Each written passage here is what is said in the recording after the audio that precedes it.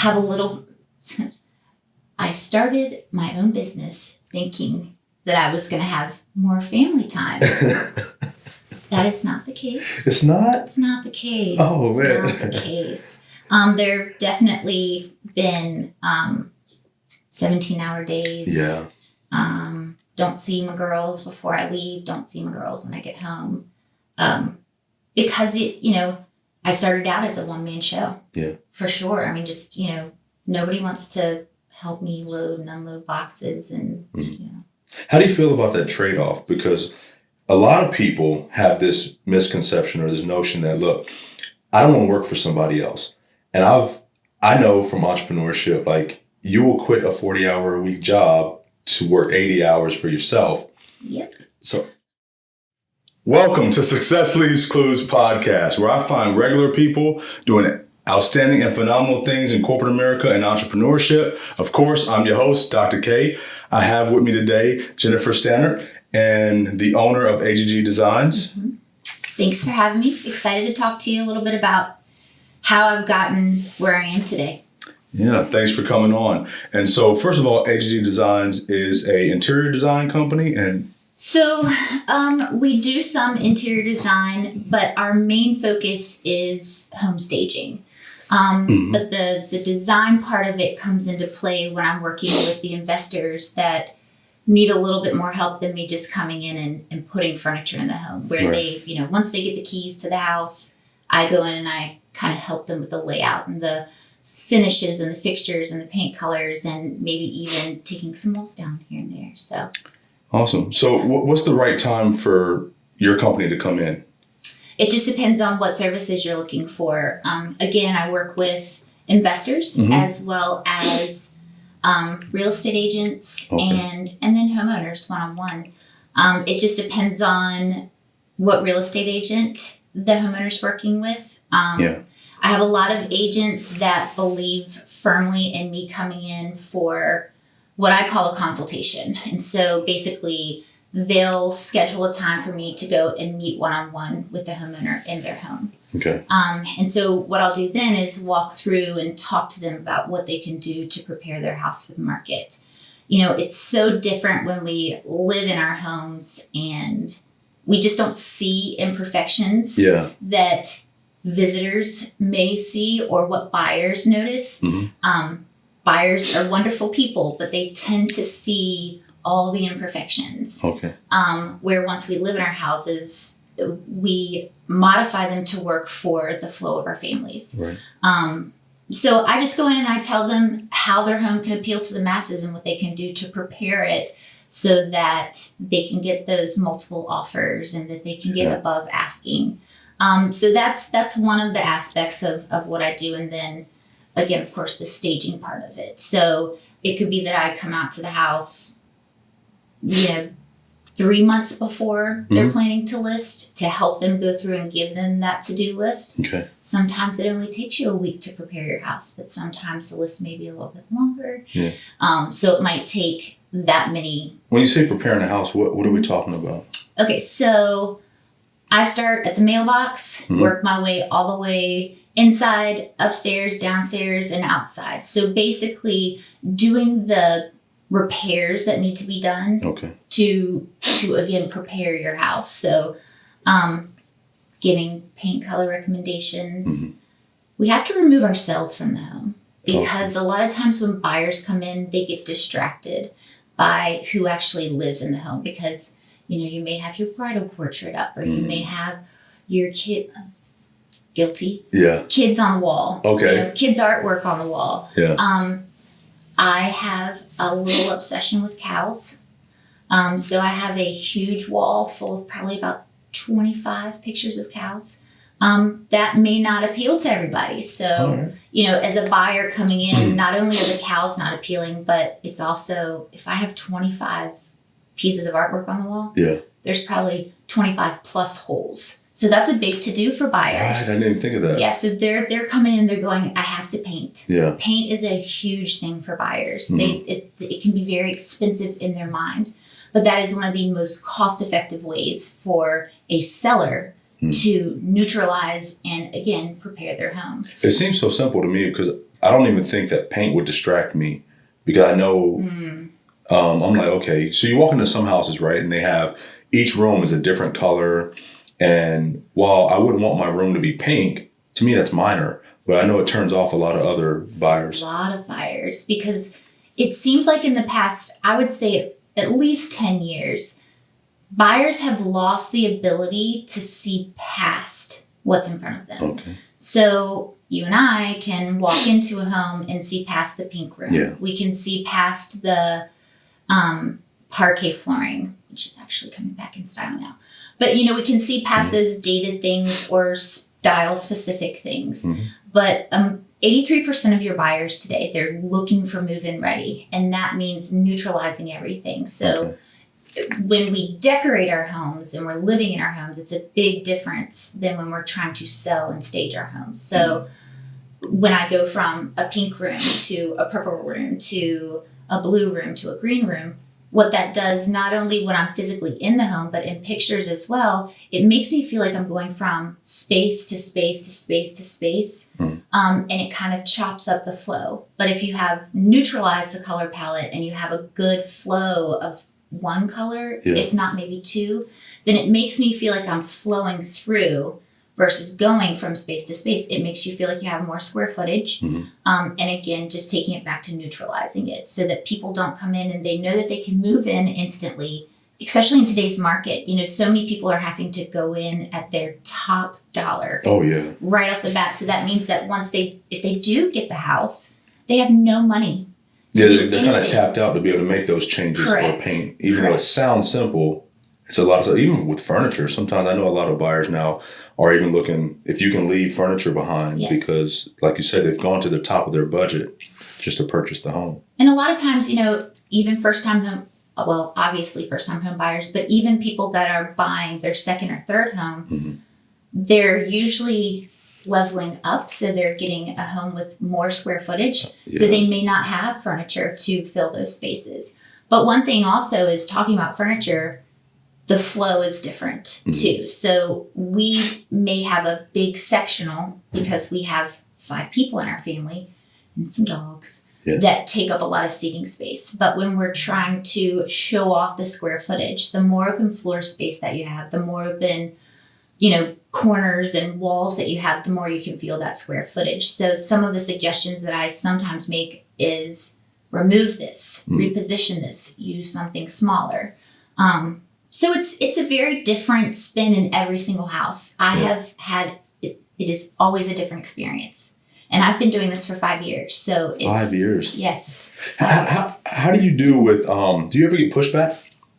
Because people like their stuff, right? And a lot of people are attached to their home. They've got a lot of pride in their home. And of course, you got the people too that feel they're right all the time. So you're giving them these suggestions. Yes. And they hired you to give that expert advice. Yes, but who hired me? Most likely it's a real estate agent. Oh, okay. So the real estate agent has asked me to come in and make these suggestions so that I can be, the professional. Yeah. Because a real estate agent isn't necessarily the one that knows about how a home should look. They know how to sell it. They know the numbers. They know, you know, comps in the area, but they don't necessarily know how the house can reflect itself in its best. So pushback, yes, but every situation is very different. Okay. You have to read your audience, and you know the second you walk through that door, or I know the second I walk through the door what the situation is going to be like. So yes, I get pushback, and if somebody came in and told me that I needed to do the list that I usually create, I'm not there to offend. So I have a spiel that I give that I'm there to be the pickiest buyer that crosses their threshold. So it has nothing to do with my style, my taste. Has nothing to do with you as the homeowner's style or taste. It's how can we appeal to the masses versus just one specific buyer or buyer group. So pushback has been challenging. I've had a couple of situations where they just, from walking through the front door, I know you're going to tell me to paint, but we're not painting. I know you're going to tell me that we need to replace this, but we're not doing that. And then I'd say, well, I wouldn't be doing my job if I didn't tell you, because you're going to hear it in the end from the feedback that the real estate agent of the buyers provide. Why did they not like this, or what did they like about this house? So I always say, again, would not be doing my job if I didn't tell you. Mm-hmm. And I have found that out of those specific situations, usually 75% of them end up changing their mind by the time I've finished walking through. That's awesome. Because I'm giving them reasons why. Mm-hmm. I'm not asking them to do work just for the fun of it. Yeah. And I'm not volunteering to come over in my coveralls and help them paint. However, I'm making them understand that painting, again, is the most cost-effective way to neutralize your house. Yeah. And then floors are important to buyers as well. Mm-hmm. So, offering a credit for new carpet. Yeah. A lot of times that's what agents like to make the recommendation of. And I think that's awesome. But you as a buyer come in and go, they are paying me to buy their house already. I'm offering you $5,000 to replace your carpet or replace the carpet before you move in. Yeah. Well, first off, if I'm offering you $5,000, you as the buyer are going to go, no, I'm going to need $8,000. And then also you're already telling them they have a job to do. Yeah. They already have to put money into the home. Mm-hmm. So ideally, it's you are going to find someone that can come in and install the carpet before that. Cost-effective padding, cost-effective carpeting. Mm-hmm. Again, everything that then it looks and smells fresh. Correct. So that helps. Correct. The paint and the floor, and then sometimes fixtures. Mm-hmm. Amazon today, it's not like I'm sending people to Shades of Light or Ferguson. I'm sending them somewhere that they can find something. Big box stores today carry amazing fixtures, hardware, cabinet knobs and pulls. So I'm sending them recommendations that are going to be cost effective for them. And Amazon is our best friend for sure, because it can be on your doorstep tomorrow. No excuse. Put it up. You can't beat it. And if you can YouTube it, you can put it up. You can install something. If you can use YouTube, then you can definitely install a light fixture. And a lot of the things, again, I'm not saying that everything that I recommend is a do-it-yourself situation, but I try to make sure that I point out what inspectors aesthetically see, and then I talk about what the buyers are looking for too. Yeah, and you've been doing it long enough that you can really give that advice and point things out to help them. And if they realize it's going to help their bottom line at the end of the day, right, help their return, I think that's what they're shooting for. They're trying to sell their home. Exactly. So what about the different areas? So you're not going to give the same advice to somebody, I know these, I'm going to throw this out there, right? Feng Shui or something like that, right? Yeah. So you got all these different styles. How do you know how to recommend the right thing to the right client? So you want to, I make sure that I stay on trend. I make sure that I'm keeping up with, and when I say trend, I use that as in making sure that I don't get stuck in a rut, but also knowing the market and the areas. It really is just learning, seeing, I don't necessarily look up what comps look like in that area, but I know if it's a family, if it's a younger family, I've kind of, again, learned along the way what certain areas buyers look like. Okay. And it's hard to say this is a first-time home buyer's home, because today's first-time home buyer is at a whole nother level than 10 years ago. Yeah. So it's just been a learning process for me where I've kind of figured it out. But I also tell buyers that they don't have to do any of these recommendations, that their agents are going to list the house no matter what. Right. But once I leave, I create an action plan that is that detailed list of everything that I've talked about. Yeah. And not only do the sellers get that list, but their agent gets it as well.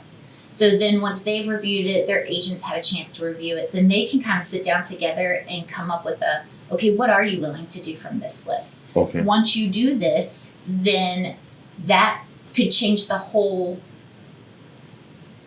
comp comparison for agents. Yeah. So if they don't do anything, they might list differently. Correct. Okay. Exactly. So, if I'm telling people to paint their whole house, and let's just say it's going to cost $3,000, it could level their pricing up $10,000.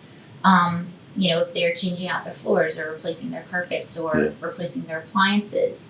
One thing that's big is painting cabinets. A lot of people frown upon that. Okay. But it does modernize your kitchen for a price that's so much better than ripping them out and replacing them. Yeah.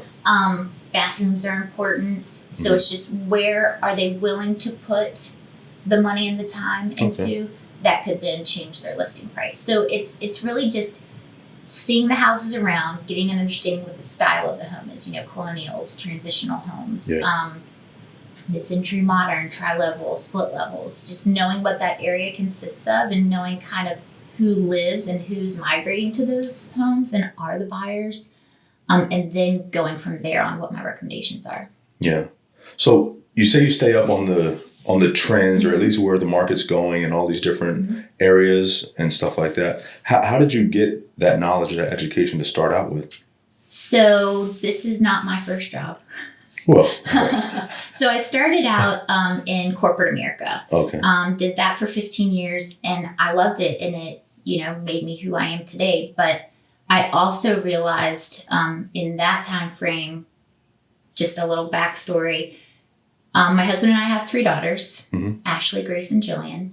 So that's where the AGG comes from. Got it. They're grown now, but I wanted to have a little bit more freedom, but I also wanted to show the girls what doing what their passion is could be like. So Josh and I took a huge leap of faith, and I left corporate America and went right into, the real estate world, and the home staging part of things.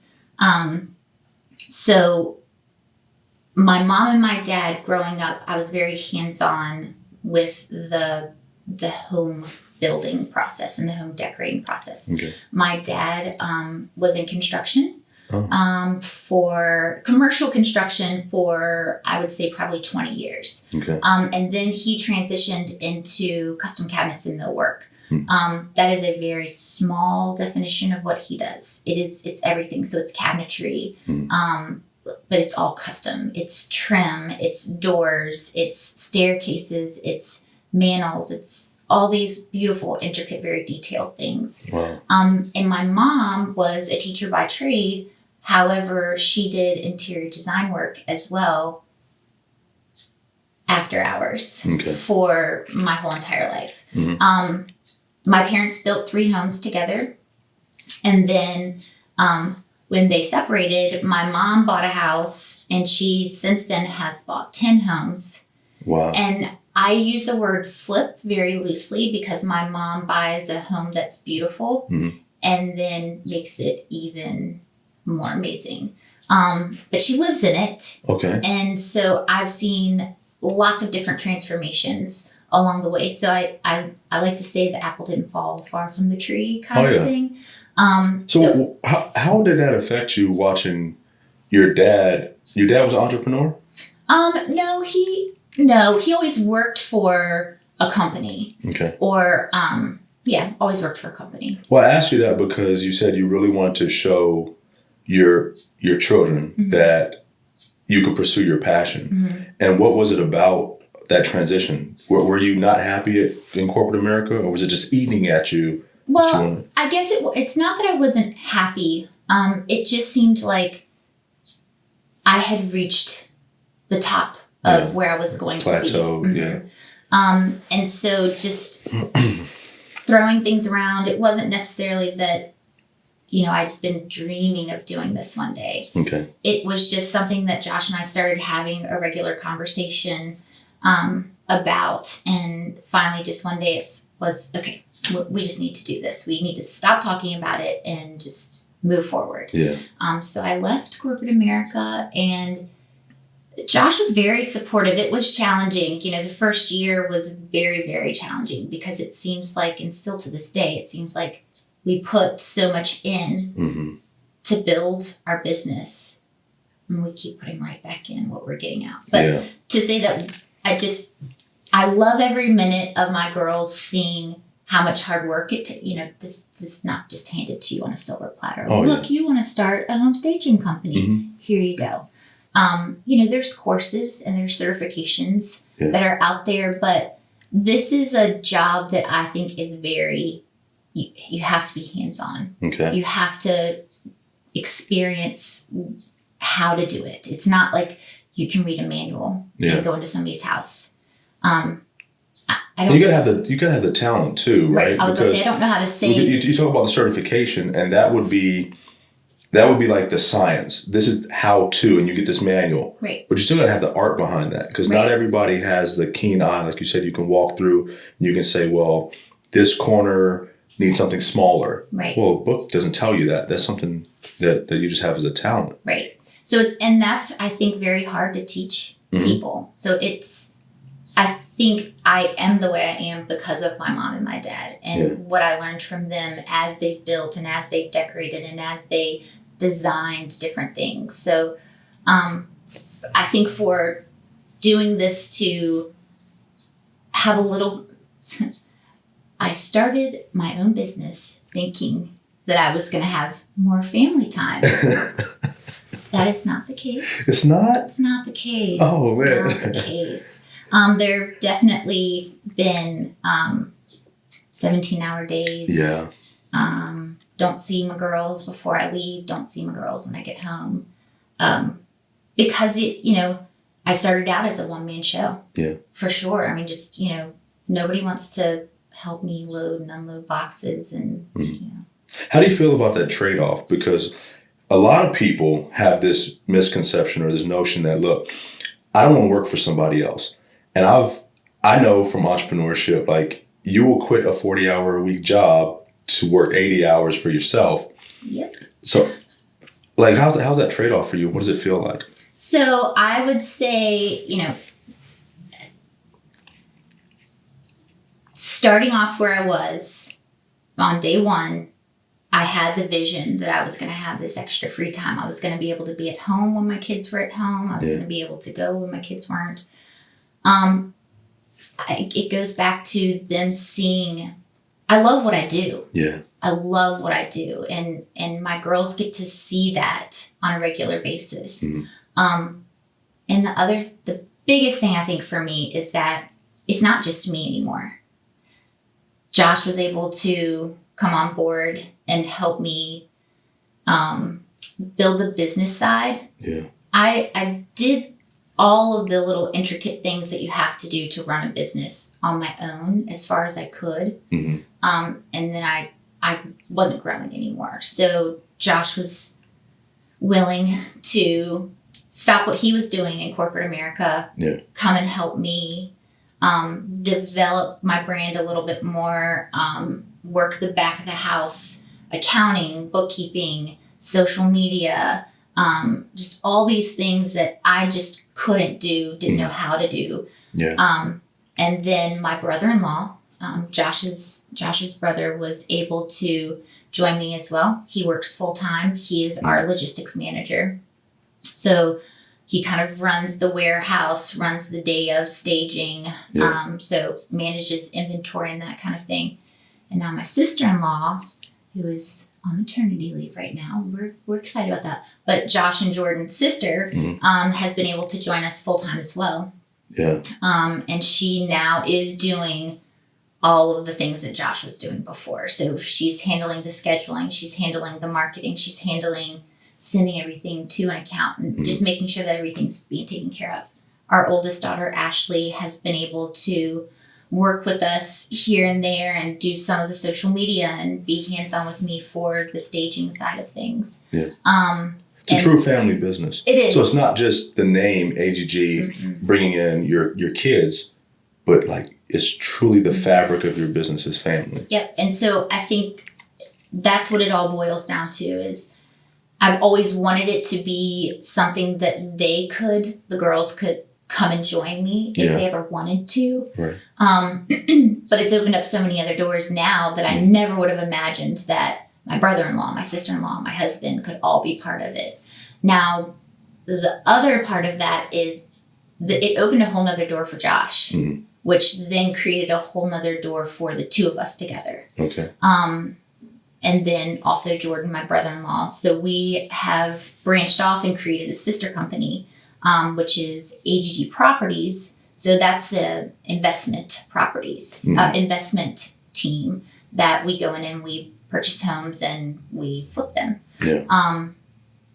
So that's just, I mean, that's incredible, because you got that AGD redesigns, you step out on faith and leave your corporate job. And yeah. I know so many people are fearful of leaving that security. And sometimes it can be a false sense of security, to be honest with you, because a job can let you go anytime they want. Yes. But True. It has branched out to help so many other people in your family and in your circle. And what did it feel like to have your family have the faith in you or the trust in you to come on board? I mean, just the fact that I had the opportunity to even offer it blew my mind. But the fact that they wanted to. Yeah. They wanted to be part of it. They wanted to come and be part of our family business. That to me, it just is amazing that they even wanted to deal with Josh and I on the first page.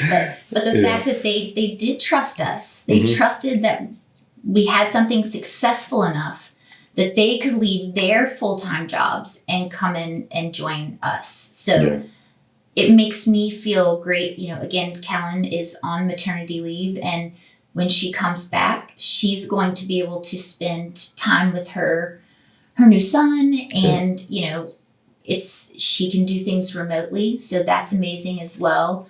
And then the AGG Redesigns home staging side of things, that gives, you know, Jordan's working for that side, but it's also we were able to add more people to our team. Now he has a little bit more freedom to go do work with the AG properties side of things. Yeah. So he can be a project manager on a property that we're working on, or, you know, just oversee some projects that are going on. So it's great.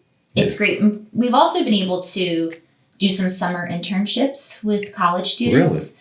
Really? We actually had 2 last year, and we have 2 so far lined up. This is the last week, you know, that colleges are finishing up their exams, and so we have 2 that will be joining us for the summer. So I think that's how does that work? Do you reach out to the colleges, or are they reaching out to you, or is it organic? I mean, they've always reached out to us. You know, we advertise on social media that we're hiring part-time, because that's all we really need. Staging is it's sporadic, but it's also we just don't need movers 40 hours a week. Okay. And I don't want somebody dependent on just those positions. Again, are just more part-time. Yeah. So we've advertised, and you know, some people have been through parents that we know, or they've just seen it on our platforms and reached out. And so we've been able to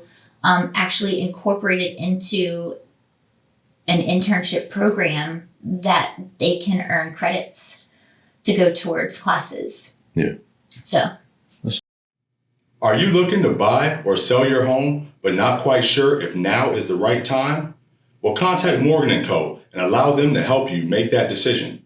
Morgan & Co. is a leading, top producing company in Central Virginia. Contact Morgan & Co. today at 804-874-6806 or anytime, day or night, at www.morganandcorealty.com. Now back to the episode. Awesome. Yeah. It's always good to give back and to let people see what could be for them, right? So they're coming in, they're doing an internship, maybe with a goal to work as a designer or something like that, but maybe ultimately to be an entrepreneur and to see that that's possible.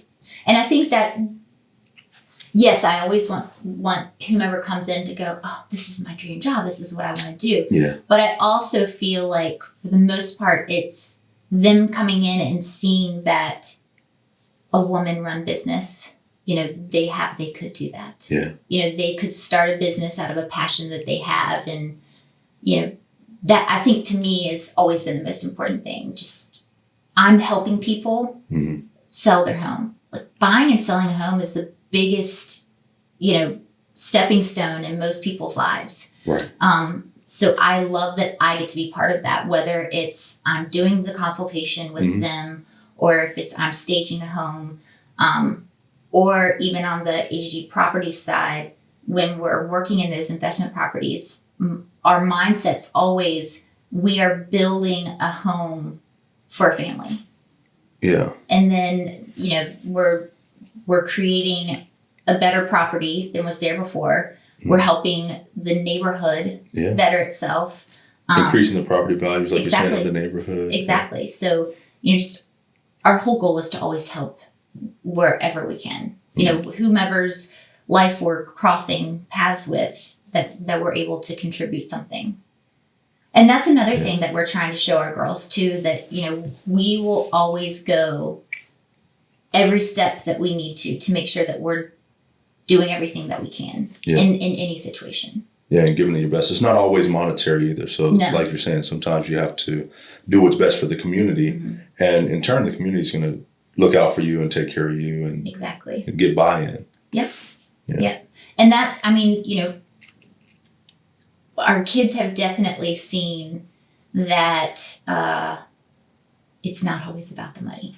Yeah. Because my first year of stepping away from a steady income salary, they learned, okay, we can't just ask or expect anything, that mom's working as hard as she can, and they've never really been expected big things or expected that we were just always get them things. But it's been interesting to see how they have changed their ways and their expectation levels of mom's working really hard, dad's working really hard. If we're going to do something, they get excited about doing just the smallest things. Yeah. So that makes me feel rewarded as well. That it's not always, oh, that other family is going on this big trip while mom and dad are working. Right. They understand the bigger picture. Correct. Right. Exactly. Yeah. How did you push through that first year? Because I know you took a large capital investment. Mm-hmm. You stepped away from your job. So not only the investment in starting a business, but you lost income or a portion of the household income. Mm-hmm. And then you say, everybody pretty much knows the first year in business, it's got to be the toughest. Mm-hmm. So how did you push through that first year? Well, like I said before, just every penny that I earned went right back into my business. Wow. It had to, because I had to develop inventory to be able to stage homes. I had to, put forth money towards, I started out with a storage unit and renting a box truck, a U-Haul or a budget rental truck. Yeah. And I knew that I wasn't going to be able to grow if I had to continuously make those types of payments. And of course I had to build my inventory with, I can't just survive off of having enough inventory to stage 5 houses. Yeah. Now we have enough to stage 45 homes. Good. And so, we were then able to move from 1 storage unit to 2 storage units to 3 storage units. And now we're in a second warehouse. So we have a warehouse that has an office. We have a box truck. So it's just, we just had to push through. We had to cut pennies. Just every dollar went back into it. Yeah. And that's, we wouldn't be where we were today if we hadn't used that mentality of, I basically didn't get an income, for the first year. And it was just, we just had to tighten our belts. Yeah, I think that's a smart way to grow and to do business. And a lot of people draw out of their business, and that may be a large reason why they fail. Or they're looking at appearing successful too early. Right. And then that kind of takes away a lot of the capital that you could use to grow your business. Right. And that was one thing that was hard for me, not necessarily looking like I was bigger than I was, but understanding that I always panicked. Like, what if I don't get this many stages next month? And having Josh there to remind me that even if I don't have that many stages, I still need to take money and put it into my inventory. Yeah. Because if I can only stage 5 houses, what am I going to do? Yeah, you've got a ceiling. And you can't grow past that. Exactly. So, when we'd have a really, really great month, I'd get so excited because I'd go, oh, look at all that money in the bank account. Yeah.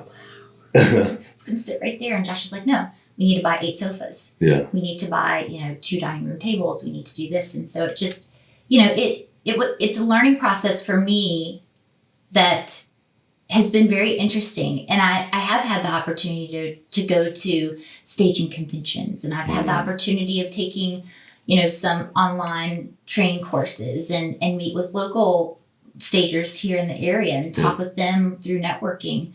And I feel like most of their stories are very similar. But you have to get through that first year. Yeah. You have to get through that first year. If you don't make it through if you can't, if you haven't been able to set up a nest egg of, salary to make sure that you're able to pay, then it's tough. Yeah. It really is tough because you have to have money that goes right back into your business. Yeah. And you've got a family and life is still happening, right? So you still got the normal day-to-day things that's happening. You got to, like you said, your girls, they have wants and needs. You got to maintain your house and things like that. So it's really, like you said, bootstrapping and being focused on that vision. You're like, look, I know where this can go, and I'm dedicated to that. Right. And I feel, and I'm not saying I'm there yet. 5 years in, not there yet. But I see it. I see what, Josh is constantly asking, where do you want to be in 5 years? Where do you want to be in 10 years? And I think one of his main reasons for asking that is, do I want to constantly be the one that is doing the staging, that is doing the consultations? Do I want to hand that off to somebody and open up opportunities for me to be doing other things? Yes, sure I do, but maybe not. Just kidding. No, but he's constantly asking me, I do see what I want. Okay. I do see where I want Aggre Designs to be in the next 2 years. And I do want someone that can do the staging. Yeah. I do want someone that, is running this portion and is running this portion and is running this portion and not, expecting me to be or needing me to be there. So you can step more into a CEO role to where you may have some hands-on. I know it's your passion, right? But you can step back and manage the organization as a whole rather than being in the weeds on the day-to-day. But also maybe expanding what I'm doing. Yeah. It's that my biggest fear is not being able to be hands-on with the creative side. That's where my passion is. But I also feel like there's more opportunity for me in the staging world, even if it is talking with new, stagers, new to the industry. Have you staged or designed any corporate spaces? I know corporations do a lot. I have. Too. I've done several offices. I'm actually working with a business that, due to COVID, they had offices all over. And turned into that remote working that we all have experienced. And they want to stay on that. So instead of having offices to work in, they've gotten rid of several of their buildings, and they're condensing down to certain areas and having a building spread out, I guess. I mean, they had one in Reston, they had one here in Richmond, they have them in other states as well. But basically what I've been able to do is, instead of having your office, we all work from home now, but we still have to have a place where we can meet with our coach, we can meet with our team, we can meet with, contractors, different things. So I'm working right now to, if it were my office that I work in all the time, I'm going to have my own artwork up. I'm going to have my own furniture. I'm going to have my own accessories and decor in my office. But now that it's not your office or my office anymore, but it still needs to have a good feel and not just be stark and sterile,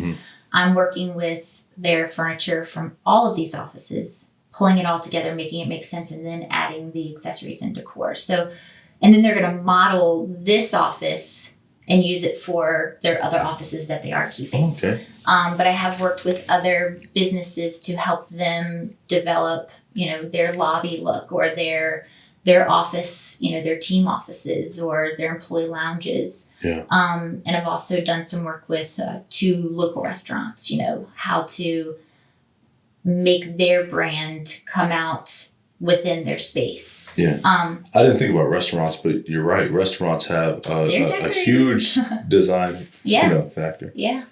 And I like that. My passion and my draw is definitely to investment properties. Okay. I love the fresh, clean slate that an investment property has. Yeah. They're usually on trend with things. I like that size as well. I like the 3-bedroom, 4-bedroom home with 1 to 2 living spaces and kitchen and dining area or smaller. That's my draw. But I'm also starting to dabble a little bit in Airbnbs. So coming up with a package for, whomever owns the Airbnb, how can I fully put together that property? Because it's not just a sofa and chairs. It's everything. Right. And Airbnb is such an experience. So people are going on vacation. And so you wanted to have a little bit of a different feel than a home. Correct. Or than your own home. I've seen people do a lot on the Airbnbs where it's themed. I'm not saying that that's what you're doing, but I know people are looking for just the experience, period. Right. So they want to go, even if sometimes it's in your same city. Sometimes you just want to get out of your own home. You want to, what do you call it, staycation? Going exactly. But also, Richmond. I mean, you haven't experienced all of Richmond. No. I haven't experienced all of Richmond. So there's so many things around here. But in the research that I've been able to do, and, I've had the opportunity to attend several Airbnb meetup, groups.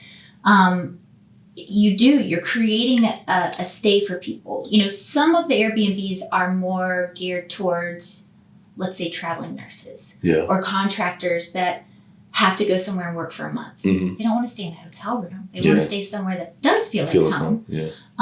But you also have to think about the amenities of what do you need. Richmond, it could be that you're creating, local breweries, play your decor off of that. And then, it's important to do your research of the area where the house is so that you can then create that experience for them, show them where they can go. But yeah, I mean, I think that's a whole nother aspect of home design and staging. But that's something else that I'm kind of venturing into as well. But I can because it's my business. I love that. It's so awesome. There's so many. It's mine. Yeah, nobody can tell you what you can't do. Well, I mean, to an extent. Well, I'm saying with your vision. I'm not saying that you're. But the market will always kind of be dictate my person that's telling me what I can and can't do. But it's great. It just allows me to continue. I'm never going to get bored. I'm never going to be tired of what I'm doing because I'm doing what my passion is. But there's always another avenue of where my passion could lead.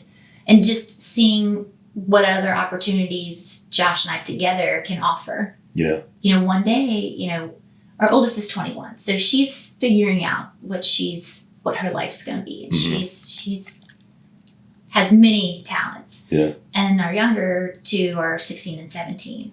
So there's always that chance that I might just hit the nail on the head with something and one of them go, that's what I want to do.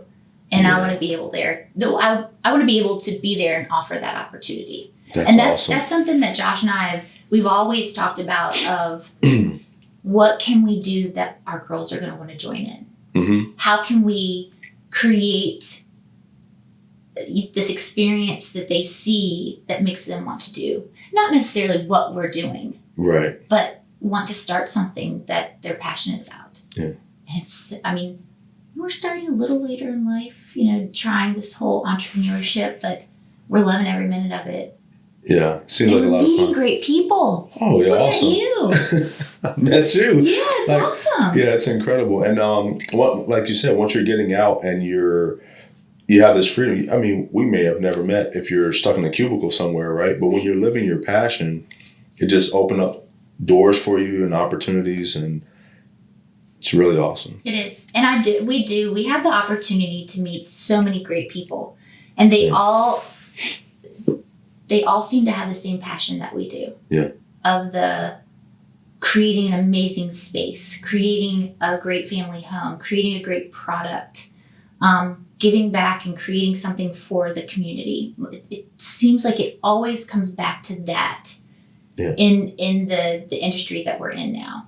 So that just makes me even more excited. I didn't have any entrepreneurs in my family that I could look to, and it doesn't sound like you did either. Your parents were awesome, but they were employed and, just day to day. That's kind of the generation that it was, right? 100%. 9-to-5ers. So who did you look to say, look, I can do this? Just you? Just me and Josh. Wow. Yeah. I mean, it literally was just like, well, if you're going to do it, we got to do it. Yeah. Rip the Band-Aid off. Yes. And that's really what it was. We just took that leap, and I'm glad we did, because I think about where would we be if we were still, we would be good, not complaining, but it definitely, I wouldn't be excited to get up every day. Yeah. Excited for what I'm doing, excited for what's to come, just because I would be in my routine. And there's never a routine in what I'm doing. Oh, definitely not. Not with real estate. Every day is different. Every house is different. And my husband, he's guilty. He's that realtor that makes staging and that type of thing always, we need this done yesterday. Oh, okay, no problem. Yeah, no. No problem. So you, I got to play off of a question that you talk about, Josh brings up. Okay. So not quite what you see yourself in the next 5 years, but you're already 5 years into this. Do you see yourself as successful? Because you say you're not quite there yet. Yes, very successful, because back to, this is going to make me get a little choked up. My family works with me. I was able to create something that gave family members opportunities, and it's just going to continue to go that route. Yeah. Because we are just continuing to build our brand and continuing to start new opportunities. Very successful. Yeah. Sorry. But I think that I'm successful. I'm happy. Yeah. And I think, to me, that is success in itself. That's very important. I'm glad you brought that up, because that's the true definition of success. Yes. And so people have a lot of pressure in today's age to be what somebody else's definition of success is, or what somebody else thinks right looks like. And that's not necessarily the case. And I found many times that sometimes you chase that, and once you get it, you realize, this isn't what I wanted. Oh, 100%. Yeah. My idea of successful may not be the same as Josh's idea of success. Just, I think I am successful because I'm still here. Yeah. I'm still doing home staging, still doing my passion. I'm still growing. Yeah. The fact that my business is still growing speaks success. Oh, absolutely. I'm not rolling in the dough, but that's not what this was all. It wasn't all about. I'm surviving. I'm able to provide and able to grow. So that's success. That is success. Yeah. And in 10 years, 5 more years, I might still be kind of right where I am monetarily. Well, maybe not. You've got different trenches. Well, that's now, what I'm saying. Right? So you've got different. Because I'm growing. Yes, exactly. Yeah. It's incredible. Thanks.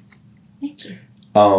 I thank you so much for your time. I thank you for coming on the show and sharing all that you have. So I got something that I love to do on every episode. Okay.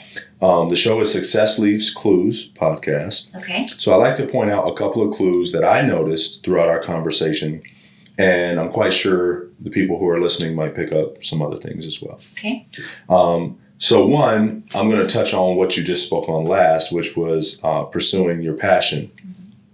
And I feel like once you're in your passion and you're following your dream, you really can't go wrong, because you can even be the so-called starving artist, but you're happy with what you're doing and you're enjoying it daily, right? 100%. So I think that's very important. So many people live a dead-end life, and life is for the living, you know what I mean? And they're going into a job that they hate.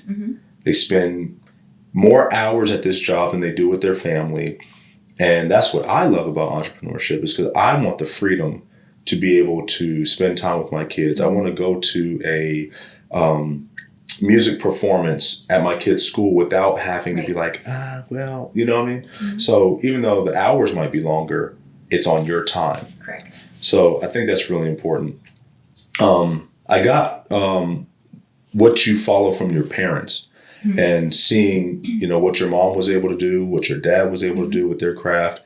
And I think we have to have somebody that we can look up to help us aspire to be the best that we can be, you know, in and of ourselves.